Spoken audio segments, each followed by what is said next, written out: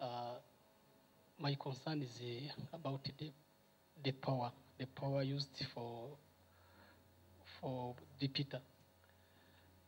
Normally, we know for long distance we have a loss, electrical power loss. If you transmit a DC power, you have a given distance where you need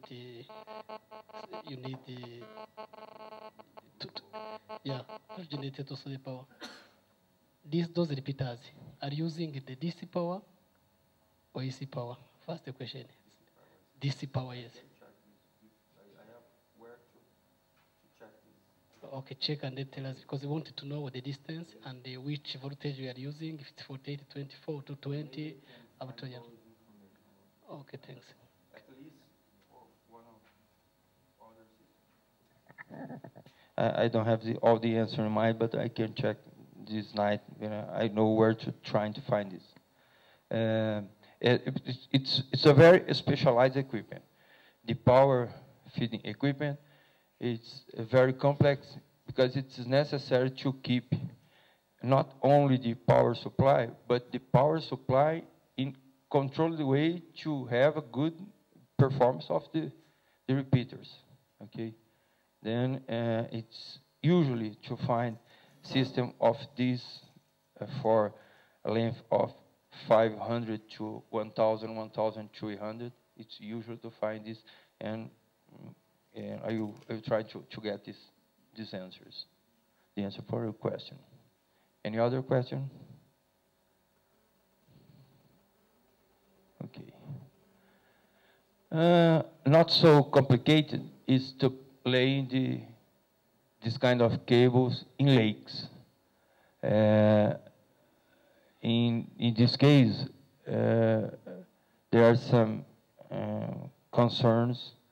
And the first, that the procedure do not differ much from those adopted for the marine sector, and main differential factors are the first one, that's possible to load the cable on a lay vessel. It's not possible to put a cable inside the vessel direct from the manufacturer, as we are dealing with lakes. Then it's necessary to take into consideration the dimension of the cable and find a way for transport this cable to the land where it will be laid down. Second, it's more convenient, as again we are in a lake, to use a vessel already present in the lake to adapt a kind of vessel, a boat that are near the position, and if it's not possible, there are some alternatives, but the best one is that.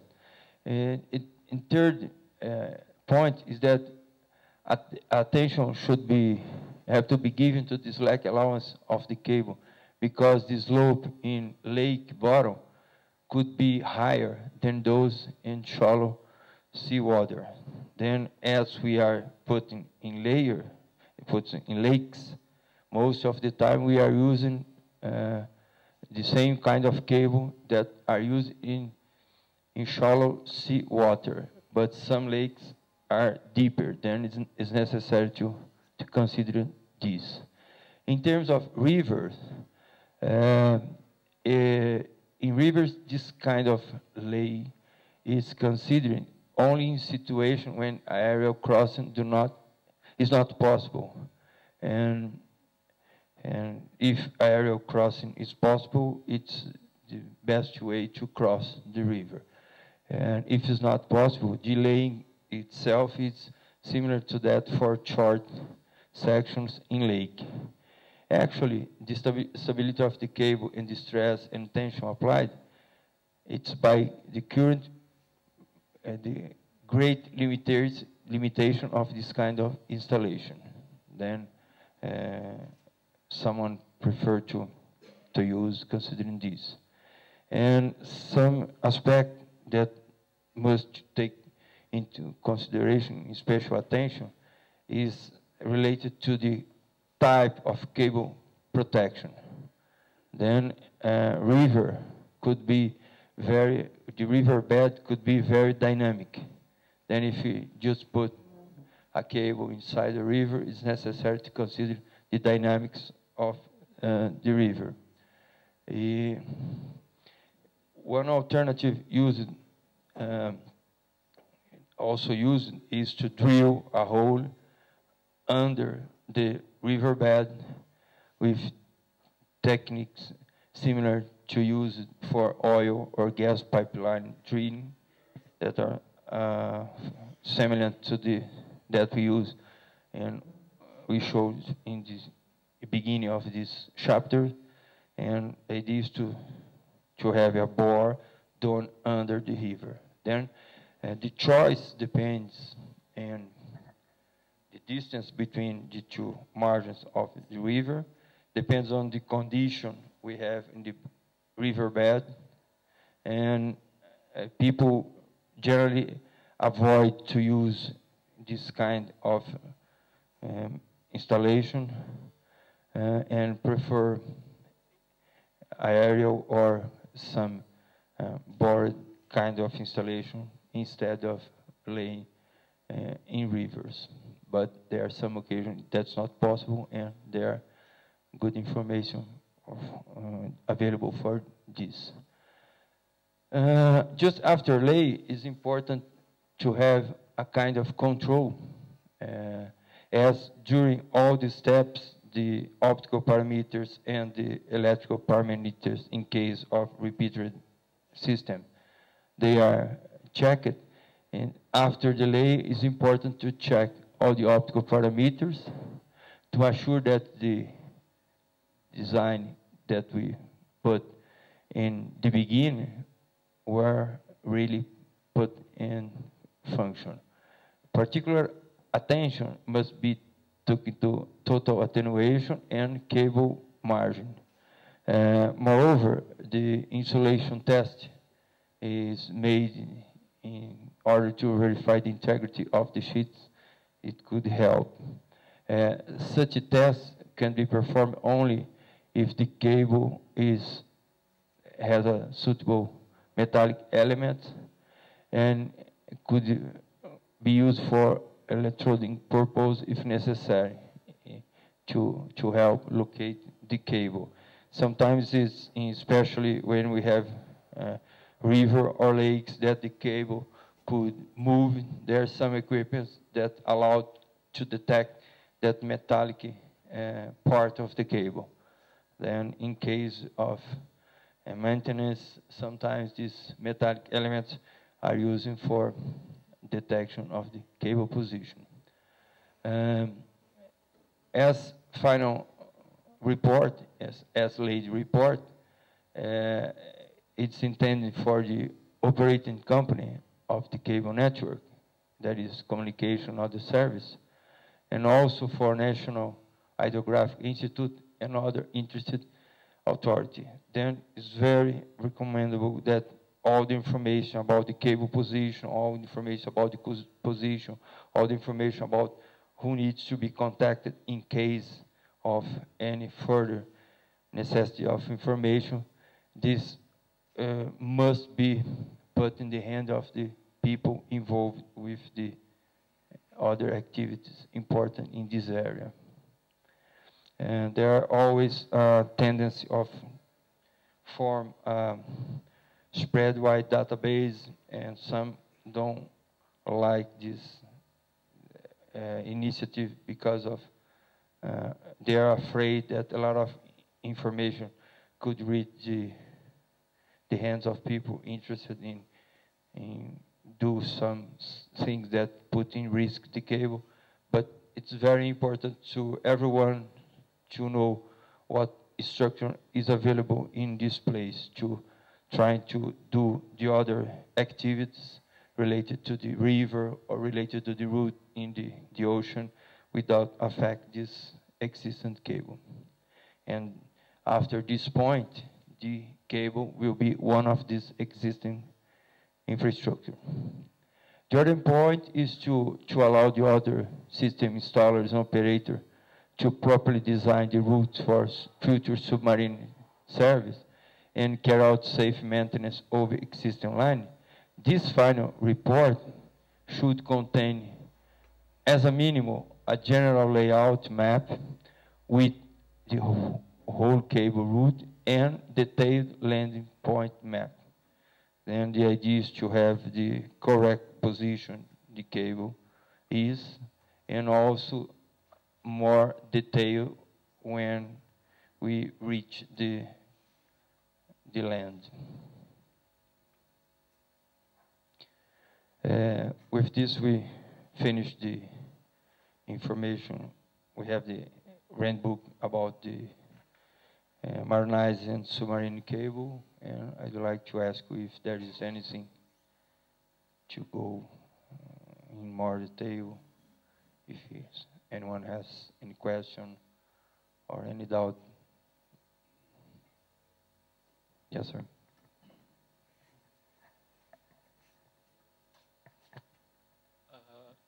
Laying the cable on a slope or a mountain, do you have any procedure? You mean in outside the seabed? Yeah, that's it. No, it's inside the. Not okay. Okay. No, there is no recommendation that cover this kind of application. You mean when you have a mountain, you need to, yeah. From personal experience, most of the case I'm near, they use cable, aerial cable, and use the poles or some electrical structure, and take a lot of care with the length between two poles. And the idea is to establish a comfortable position for the cable. In this case, we have some influence of the height of the cable. Then the light the cable is easier to deal. Most of the experience I saw in field relates to light or not so heavy cables, and they are well fixed, mainly in some extension. We have the higher slope using some metallic helper to get all the strength. Then the cable is put comfortable in relation to this, some excess and related to this metallic element, and all the mechanical support is done by this metallic element, and cable is attached in some special point with some length higher than the metallic elements. It's what I saw in some project I was nearby. But I didn't know till now any recommendation that could be used in this way. Of course, you can adapt all the calculus that we have, calculation that we have for consider this strain and distress, looking mechanically of the parameters related to the situation. And the idea is to always create not so movable position of the cable, to put the major effort in a metallic element if you use aerial solution. Another solution, sometimes I've been nearby, it's some related to use some kind of infrastructure we have in this way. For example, if we have some railway nearby, or if we have roads, people use to use conventional techniques and take advantage of this infrastructure available. Okay, but sometimes, as I mentioned in the beginning of this explanation, there is no other infrastructure, and we need to cross some with this cable. And it's usually also to discuss the mechanical effort and put more tensile elements in this cable. They used to be with more plastic filaments that some dielectric use, just filaments of plastic materials, since single one sometimes use Kevlar, that is a very strong material. And the idea is to reinforce the cable. Okay. Any other question? If not, we can move to the next part, that's indoor cable. Indoor cable is a new area, and there's a lot of products and ways to be chosen for this kind of application.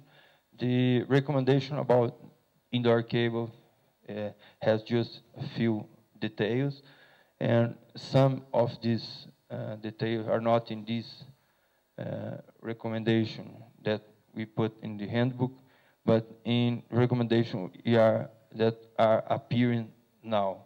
There are a lot of work being done at this moment at ITU that refers to the sharing of space in building, different initiatives to deal with the situation when we have more than one operator, but none of this information was available at the date that the handbook was finalized. Then we have just general consideration and a few, and the first one is within building, various types of optical fiber cable construction can be used. It's important to assure that the most appropriate type for each part of the indoor network is employed. It may be that the bending criteria of the incoming cable is more stringent than internal types, and it may be advantageous where possible to site line termination equipment near the building, cable entry, or cable riser. Then also there are work being done in different kinds of fiber with less sensitive to bending to use inside a house, and there are some special cable like a riser has been always in development. There are a lot of proposals being put on the market related to the way to extract the fiber in each ground, in each level, each floor. And the main recommendation is to use as possible the existing recommendation of each kind of cable, like blown cable, and to develop this application. The second recommendation that we have at the manual handbook is where cables are routed along the floor, a short straight road is preferable with cable passing through rather than around walls to avoid sharp bendings. And that's in the case where we have the use of conventional fiber.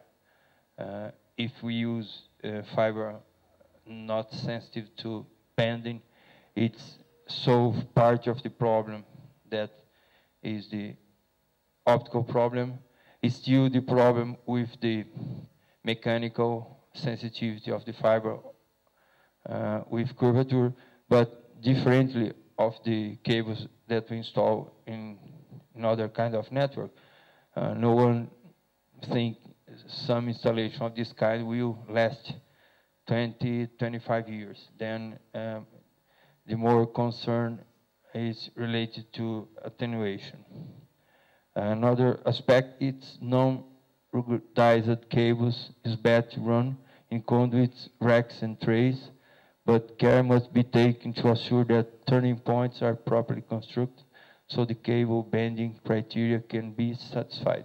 Again, in house, indoors, in buildings, it's more easier to find sharp edges, and it's necessary to continue the cable bend, always in terms of optical properties that can be solved using the correct fiber, but not losing the contact with the mechanical problem that could be done to the fiber in these sharp edges.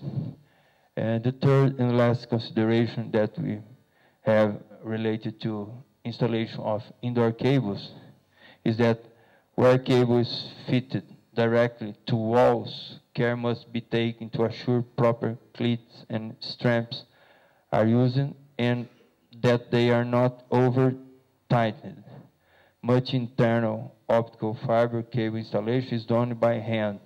Therefore, the possibility of fiber overstrain during the handling should be borne in mind. Sometimes to pass near crowded ducts or so, people use force, and if it's the fiber that's involved, it's better to have always this in mind. They are very general recommendation, and certainly the next year we will have more experience in this kind of application, and the level of detail will be increased. Any question about this generic recommendation about the installation of indoor cable?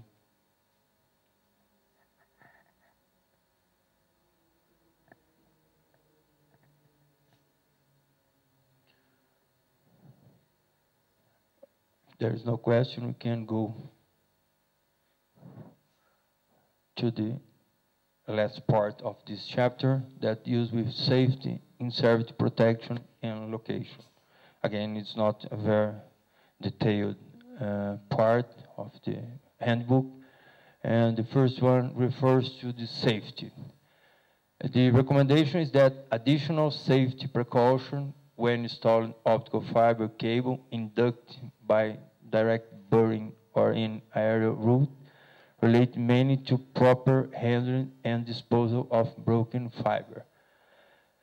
The fiber should be handled very carefully because broken fiber can be very sharp and must be kept well away from eyes. A small piece of cable or fiber must be collected and disposed of in suitable containers. Technicians must be made aware of danger associated with handling optical fibers. The main concern here is the safety of the installer and the users, and it's a good way of doing this is to take the correct disposal of this fiber to avoid that other people, and what's especially important when the fiber reach the final end of the network and reach the houses of the people, it's very important to take this in mind. Because till now, the fiber were just near the people that know what's doing, then the people that used to install and to maintain the fibers in special points of the network or telecommunication network has some information about this. But as the fiber started to go near the houses and have more people near this portion of cable and portion of fiber put in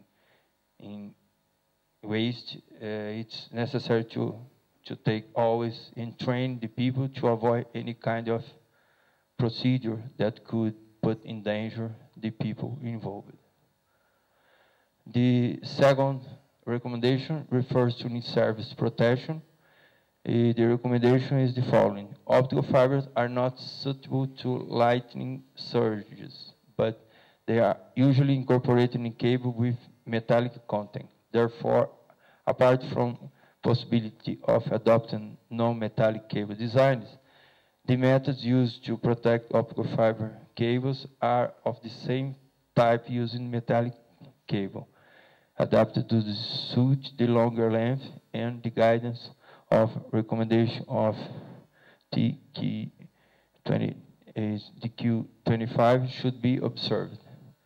Then the main point in that concern is that as we are using cables with metallic parts, we need to take care about this kind of surging related to lightning.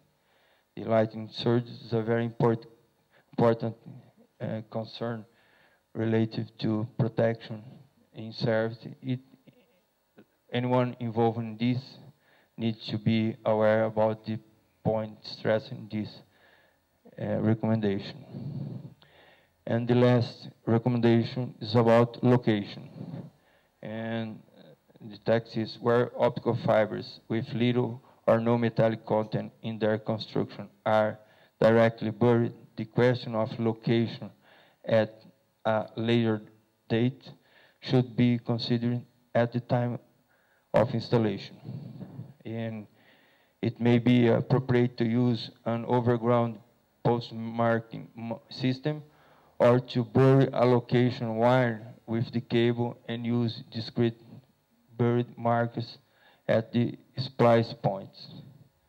And the idea is that we need to have a good information about the location of the cable and of the fiber and the splice or splicing points.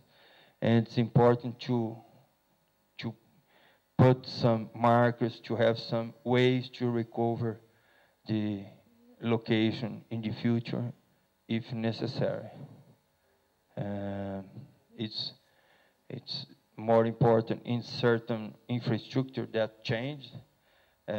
Seeing an application like to put a fiber near a road, and the road, if we use as a reference the side of the road, and the road is duplicated or some changes are done, when people will be in the future at that position to find the cable, will got the wrong position. Then there is some, especially in buried cable, there is some ways to put metallic equipment that allow to establish a kind of marks that could be identified in the future and help the people that need to reach that cable. That's the main concern. I've seen some problems in field related to this, and some people are more and more using different way to put the fiber, the optical cable, fiber cable, and it's always important to have some as-built information. Nowadays, more and more using GPS reference. Sometimes people put the way to reach this splice box when is in a buried situation. Just putting a track of GPS, leaving some reference point, and other prefers to have in the cable all the way, especially in buried cable, there's some kind of metallic reference. In case of the trench, sometimes they put this metallic reference in a higher position of the trench that make easier to identify. And then the idea is to have at the present information, and also as possible to put some marker, especially metallic mark, that allow to find the position of the cable, the location of the cable in the future if necessary. Any question about this? If there is no question, we finalize the chapter 3, and the next topics we will deal will be the part 1.1 to 1.4 of chapter 10 that was an asked of Mr. Makoto to deal with this part, because it's reference to maintenance, is related to what we are talking here, and it's better to think in the same subject before changing. Then tomorrow morning we will start on chapter 10 and go some parts since 1.1 to 1.4, and after that we come back to the chapter 4 to deal with the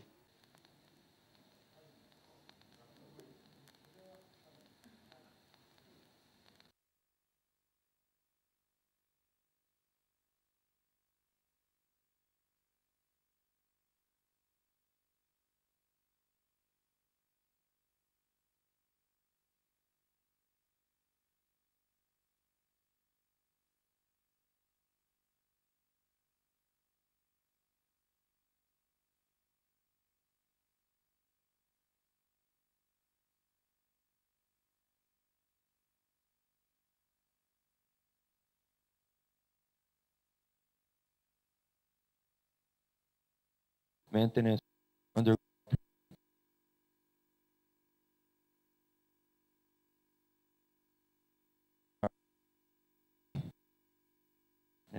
We think could be useful to discuss now.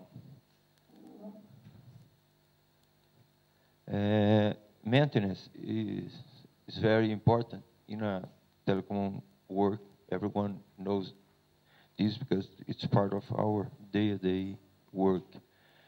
And considering the optical fiber network, suitable maintenance of optical fiber cables and system is a crucial element to give to offering to the customers the high level of quality and availability of service we intend to do. Maintenance has also a direct impact on the amount of OPEX, the operational expenditures that the company put in her business. Depends on the decision we used to make in the maintenance field. The Chapter 10 has a clause 1 that is related to maintenance of optical fiber cable facility and systems. Part of this we will deal in today. And also, this chapter has a clause 2 that deals with optical power safety aspects, fire hazard, and with some environmental aspects. We will not treat this now.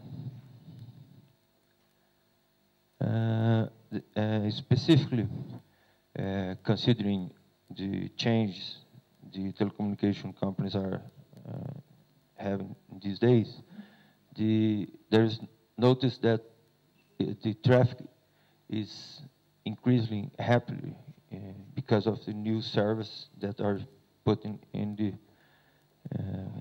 the way of the customers, and also as the number of FTTH subscribers in the world are increasing.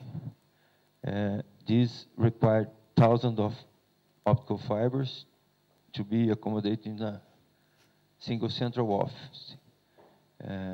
There's a tendency to have in some day one fiber at least to each customer. It will have a good high impact in the maintenance criteria to be used, in the maintenance costs, and so. Additionally, these new infrastructures, we mentioned some yesterday, that are deployed in access network, use a lot of elements such as enclosures, cabinets, and passive optical components.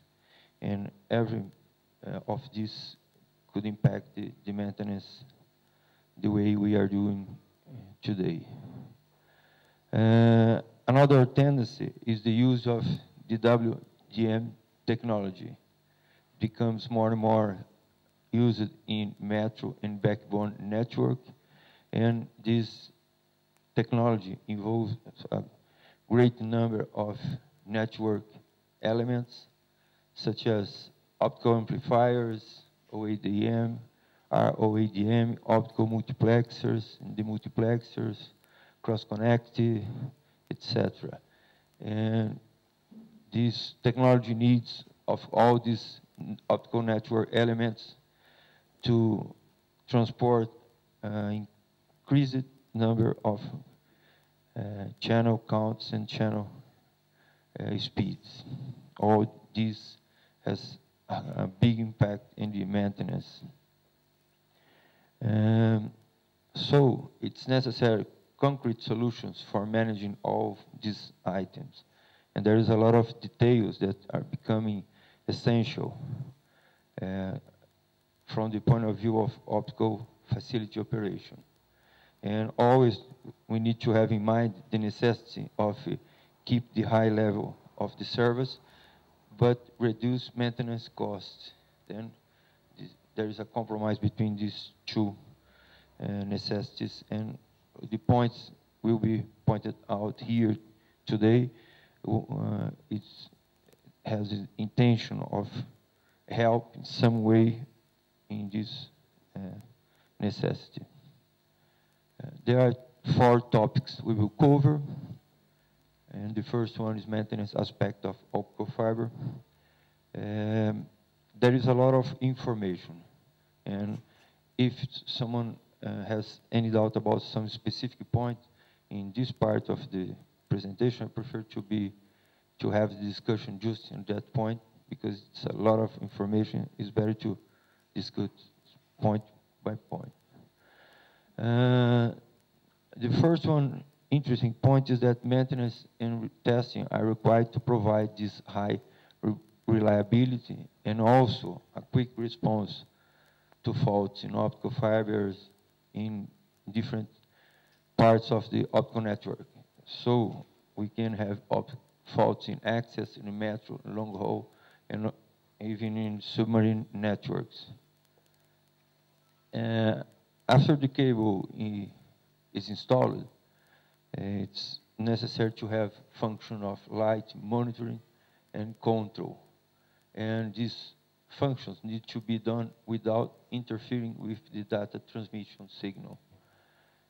One way is monitoring dark fibers, that is dark fibers without signal trafficking, and this could be a good indication of a performance of the inline fibers, as the fibers in the same cable suffers the same degradation, or even if it's a break in the cable, the dark fiber will break the same time the in-service fibers will break. Nevertheless, sometimes it's important, it has greater reliability to achieve, is achieved by monitoring the fiber with traffic. Then we need to find some way to monitor, in this case, the fiber that's with traffic without doing any degradation to the traffic. Another important point is the fiber identification and control of the fiber network. As we have more and more fibers, it's important, and especially to choose the fibers within a cable when we have a lot of fibers and a lot of cable in service. And in particular, when we are in the outdoor optical fiber and have to do some maintenance, it's necessary to have a lot of activities related to the support, information to support maintenance. It's done using a kind of system that permits monitoring and test systematically the fibers that are using in this outdoor network. This table has some strategies detailed that can be used to deal with this necessity of preventive maintenance and also maintenance after installation or before service and post-fault maintenance. Then it's a way to organize what needs to be done, and this kind of organization allowed us to understand what kind of category of maintenance we are dealing with, what kind of activities is necessary to do, and what kind of function any of these activity are trying to exert in the nectar. And also, there are some of these functions that could be considered optional and others required. Then let's take a look in this and discuss some concepts that are supporting this kind of strategy. The first one is that surveillance means the monitoring of the condition of network elements, sometimes called NE, and this surveillance has the intention of inform degradation of this NE network elements before trouble occurs, and also to inform some abnormality when trouble occurs. Then there are two functions. One is trying to get some information about the situation before some trouble, and other get information what's happening when some abnormality is occurring. The second point is the definition of control. In this strategy, controls mean the restoration of the network element to normal functioning, or to take an action to maintain service quality. And in case of fault, the control means to restore the network element, and in case of some perception that something wrong could happen, the idea is to take action to maintain the quality of service. Considering the preventive maintenance, we can consider three activities. The first is surveillance, second is testing, and third is control. Surveillance could be done for detection of the fiber loss increase. Then we are following the loss in the fiber and detecting when this loss increase. The second action, second function, the activity of surveillance could do is to have a detection of the signal power loss increase. And the third one is the detection of water penetration. These three kind of function could be considered as optional. They are very useful for the operation of the system, but in terms of this strategy, they are considered optional. The second activity related to preventive maintenance is testing. This is fiber degradation testing. Then, in this case, the function is to measure the fiber fault location, or measuring the fiber strain distribution, and measuring it of the other location. Then the main difference between these two activities is that the first one is based only on detection, and the second one involves the measurement of some important parameter for that situation. The third activity of preventive maintenance is to control, could be done identifying the fiber that is in one of these situations, and also changing the fiber that are using. Then we can have the fiber transfer. Of course, a network could be operated without this preventive maintenance, but also, of course, it's better to have this kind of procedure, because it can help to save costs, and also it can help to avoid that customers have some problems or notes the problem that the network is suffering. Another group of the same kind of activity, surveillance, testing, and control, could be done after installation and before service, or post-fault maintenance. The surveillance in this strategy. It means functions like interface with path operating system have the function of see the interface with path operating system, or interface with customers service operation system. The idea is to have reception of the transmission signal alarm or customer trouble report. The testing in this case is done to confirm the fiber condition or to distinction between fault that could be related to the physical aspect of the fiber from faults that could be related to some transmission aspect, equipment, and then the idea. And third function is do the measurement of the fiber fault location.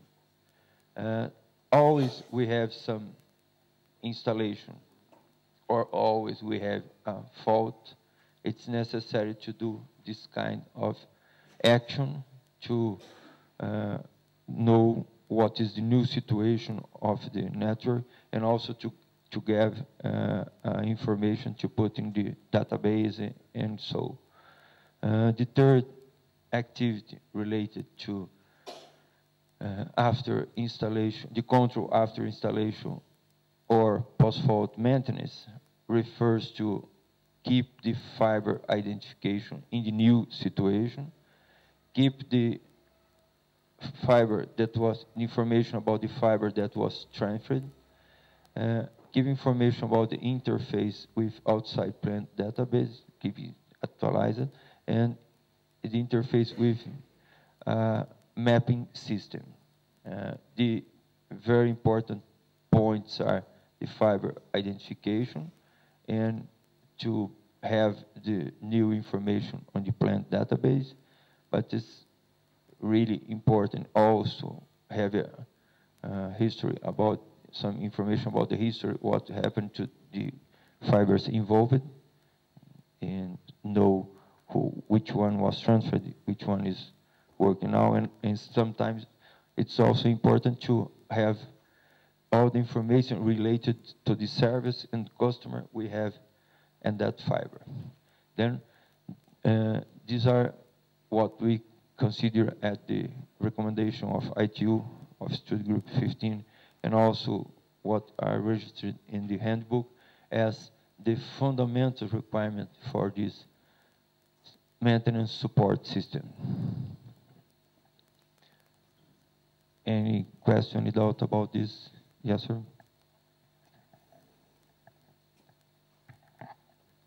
So I want to know what you mean when you say fiber identification. What we have to identify?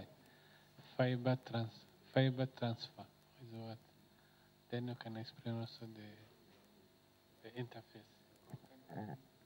Okay. The idea is that when we have a new fiber in the field, or when we have some problem that change the fibers, the way they were used, it's necessary to work in a fiber that have a fault and know what will be the next fiber, the new fiber that's used in that position. Because sometimes we just do a splice in the fiber and the system still the same. Another time we use another fiber that was not so used till that moment, and this new fiber will receive the service. And sometimes there are a lot of missed information when do this. Then it's necessary to have some information that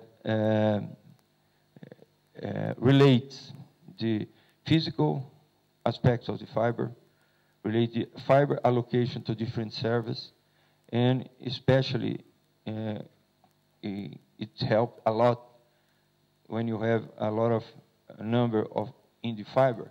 If we have some information about the customers that we are allocated to each fiber, it's easy to have some priority of the fiber. Imagine you don't have this information. You can break a cable with 36 fiber, and work first in that one that are not in important service. In the same way, the people of a bank or something are asking for speed in recover the service. Then there is some information in this. This is a system to support the maintenance. Then the idea is that we need to have all the information of the cable and the fiber, considering the physical aspects of the network. But it's also very important to know and to take care of the information related to the customers that are using that specific fiber. That's the idea. Then you can have in the system a way to see the fiber, and you can also have in the system a way to see the fibers, considering, as we call interface with customer, considering the information related to the customer that are in that fiber. Okay, it's especially important for fibers that are in heavy traffic, or fibers that are going to some specific points, like hospital, like airports, like banks, or like business, big business. Okay, that's the idea. Because when we look at the network, we have more and more fibers. It's necessary to know more about that fiber, and that's the idea. We need to have some information related to the fibers, where are the cables, where are the splices that fiber suffered during his way, and we it's important to have also some information about the customers that are connected with that fiber. Then the system that use with maintenance, it's good to have also some view that allow the people in charge of the maintenance to identify the customers related to the fiber. That's the idea. Okay, then we go interfacing this system. In the system, we have this kind of view. You can see the fiber, but when you want to ask the system who are the customers in this cable, we can have some interface of the system that show us this immediately, and with some intelligence to help the people in charge of keeping the system working. That's the idea. Yes, sir. Number 6. It's here. Oh, sorry. Okay. My question is, it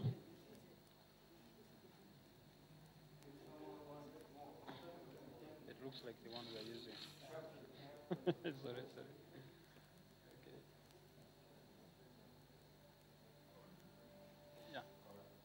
Yeah.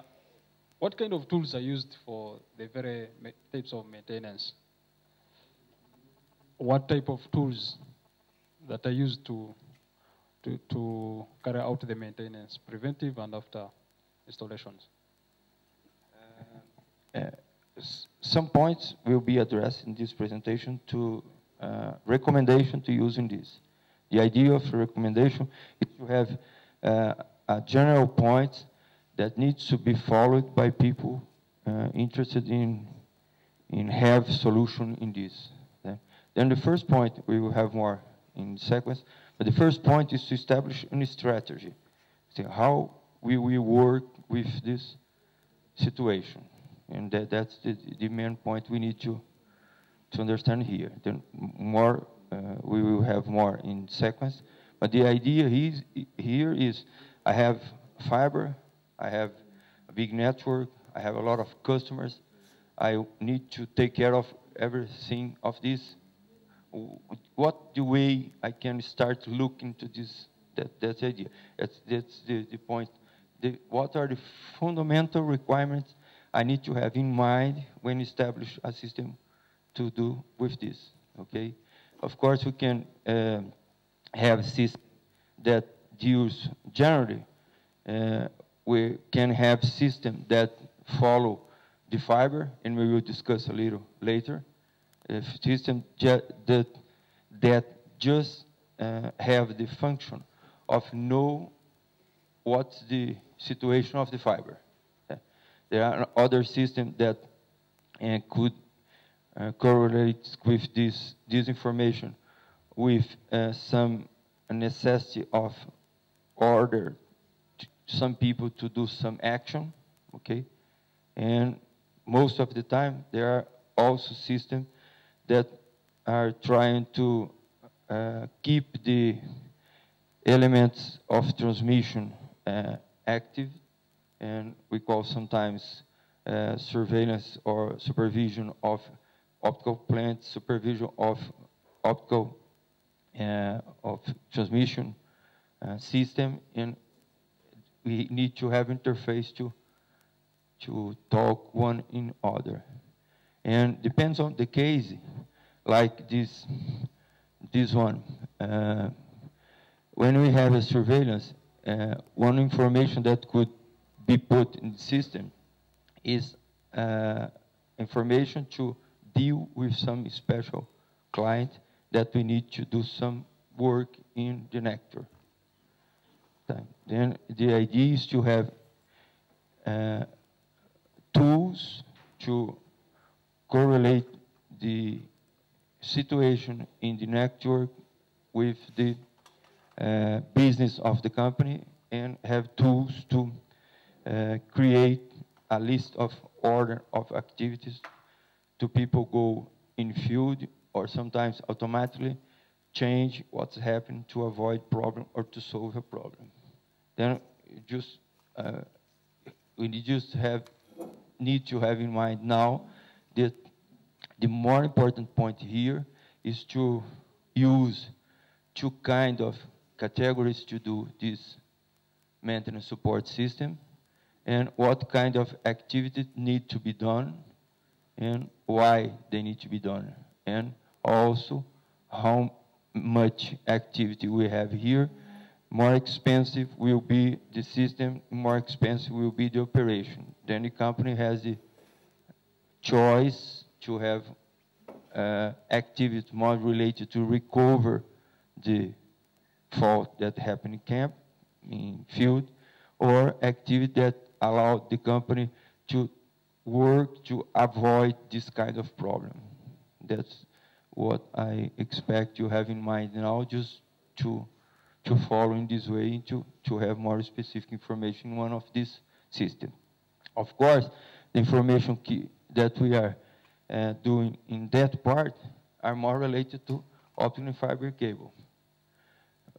Because we will have parts in these chapters that are more related to the system that will be due in the next days of this tutorial, and not today. It will be most of this related to system will be treated in next week.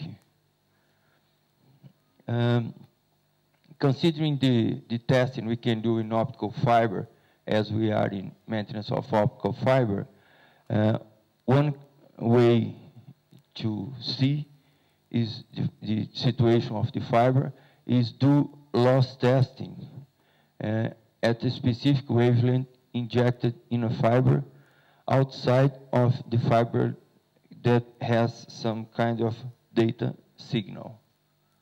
The second way of doing this testing is to monitoring a proportion of data signal power.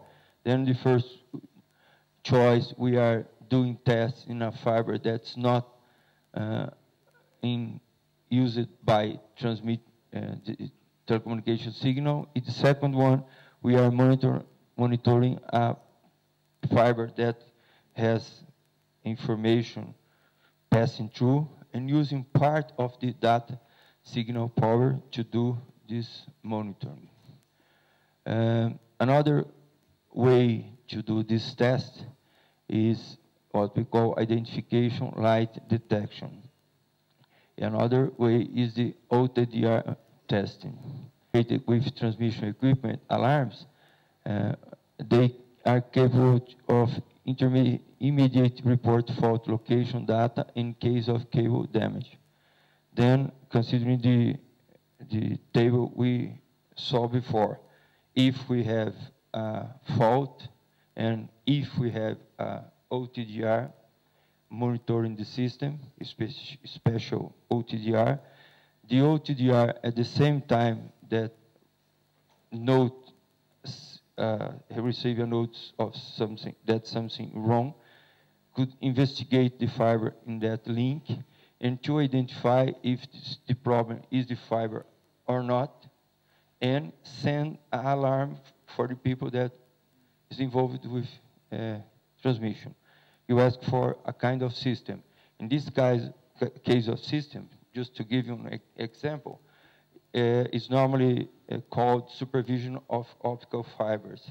Then the OTDR is running all the time, and most of the time, the first alarm, almost simultaneously in a good system, almost simultaneously to the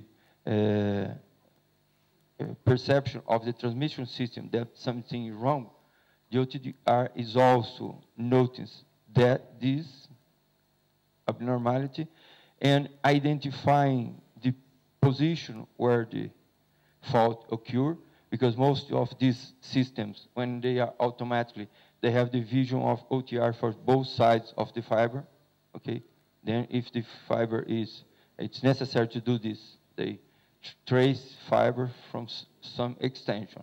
And then when there is a fault, there is stop in the light transmission, the OTDR from one side identify the position, and the other two, and this information are sending to the people in charge of the maintenance. It saves a lot of time, it saves a lot of money. It costs money too, of course. You have told then I personally am involved in some work in this area, and we have around the world a lot of system working a very nice way in this. And as a new network, especially backbones, in which we need high level of confiability, are put in operation, it's very important to have this kind of system.